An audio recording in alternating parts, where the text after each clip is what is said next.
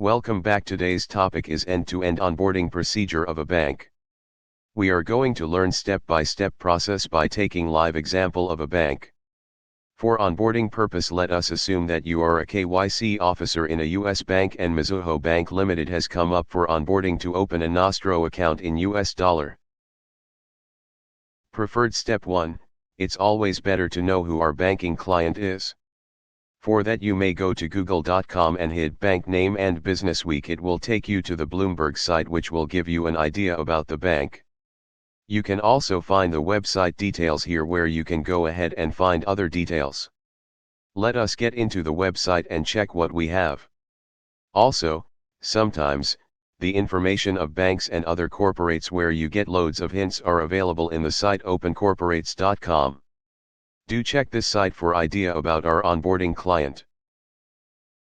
Since we got the website address of Mizuho from Bloomberg, let us hover all the sections in the website, such as bank details, who we are, what we do, and locations. In the Who We Are section, let us hover and find out what information we have in corporate profile. In corporate profile section, you can see most of the KYC information are already available, like 1. Trade name and symbol, MHBK. 2. Date of establishment. 3. Capital information. 4. Head office address. 5. Number of employees. 6. Number of domestic and foreign branches. Read the notes clearly for better understanding. Go to basic information and go inside. Here you see the details of number of shares listed versus number of shares outstanding. The formula for free float is number of listed shares divided by number of shares outstanding, multiplied by 100. In this case, the free float is 100%, as number of listed shares is equal to number of shares outstanding. That means, Mizuho Financial Group Inc. is a publicly traded company with all of its shares with the public. Hence, we can stop the drill down here. The free float can also be found in the Wall Street Journal site www.wsj.com. In the search button, let us search for our entity. After we get our entity, inside you will have key stock data. In the key stock data you have the details of public float and shares outstanding. In this case, the free float is equal to 2.32 divided by 2.54 multiplied by 100, which is 91%. Still, we can deduce that further drill down is not required, as even if the Mizuho is a high-risk entity, we know that 91% shares are publicly traded.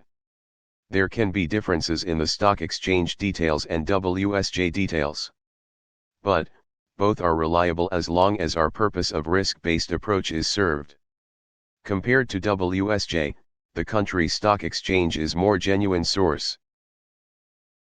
When you come down the group website of Mizuho, you will find anti-money laundering policy. When you come down the group website of Mizuho, you will find anti-money laundering policy. If you carefully read, there are already 3 pillars present for an effective AML program. The missing pillar is designated compliance officer.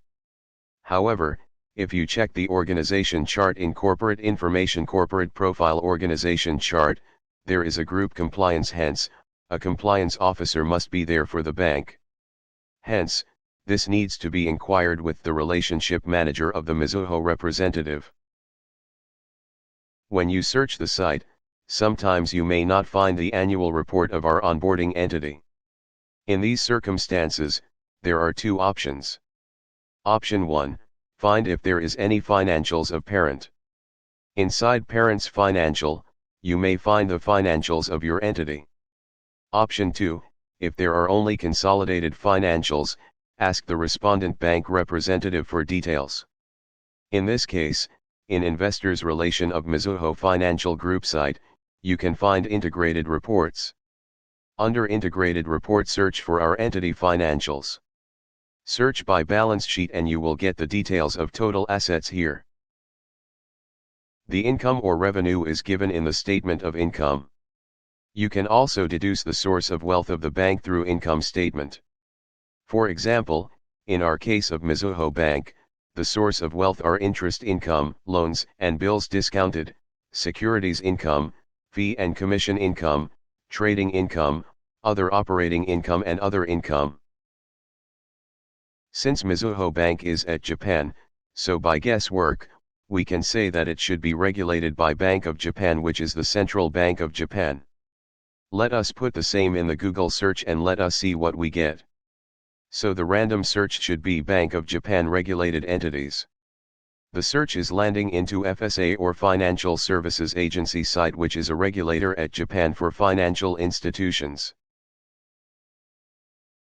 Let us browse through this site. In the list of regulated entities, let us try Citibanks and Trust Banks PDF, and inside you get our entity name with JCN number. You can take this copy as regulation proof for Mizuho Bank, and you also get government ID, which is JCN or Japan corporate number. The types of customers are individuals and corporate customers. The KYC officer may also inquire with Mizuho's RM for more details on types of corporate customers. Moving forward, let us see what are the things that we have already collected for a bank KYC and what is left to be asked to RM of the Mizuho Bank. 1. Certificate of incorporation and constitutional documents like MOA or AOA or bank statute, this is required to be asked to the RM. 2. Address of the head office, this is given in the corporate profile. 3. Government identification, JCN number collected from Financial Services Agency site. 4. List of branches, given in the location of the Mizuho Bank site. 5. List of nostros, this is not provided anywhere but can be obtained from Banker's Almanac. 6. Business description, deduced from the business of the bank. 7. Types of customers, retail and corporate clients. 8. Products and services provided by the respondent bank, given in the What We Do section of the website. 9. USA Patriot Act certificate, available in the website or can be obtained from the RM. 10. List of controlling parties, available in the website or can be obtained from the RM. 11. Beneficial owners, available in the website or can be obtained from the RM through a detailed structured chart. The drill down can also be done through annual reports of different layers. 12. AML program of the bank, AML letter to be obtained from the RM or sometimes available in the website. 13. Assets and revenues of the bank, financials available separately or in the annual report. 14. Size of the bank, it is to be obtained from RM but usually available in Banker's Almanac. 15. Number of employees, available in Banker's Almanac or website if not to be obtained from the RM. 16. Source of wealth, can be deduced from the income statement. 17. Wolfsburg questionnaire, available in website or can be obtained from RM. 18. Products and services of the respondent bank, usually available in website. 19. Business divisions of the bank, usually available in website.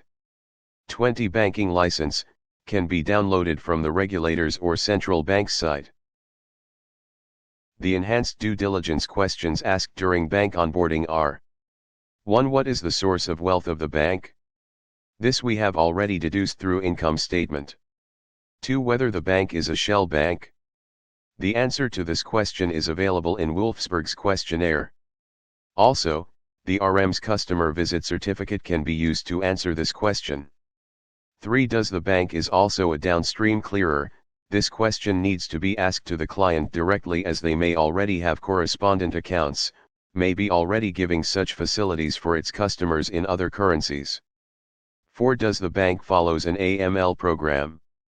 The AML program in the form of AML letter either should be obtained from RM or sometimes available in the customer website.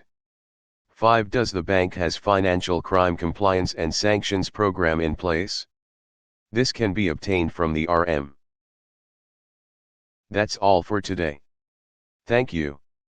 Hope you liked the end-to-end learning of a bank onboarding.